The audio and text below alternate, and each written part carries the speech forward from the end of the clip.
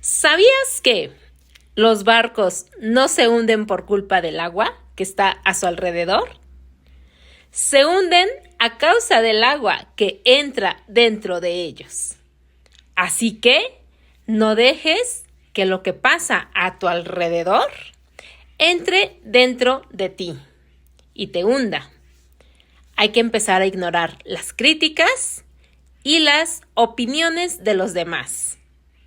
Y haz lo que sabes hacer y que debes hacer.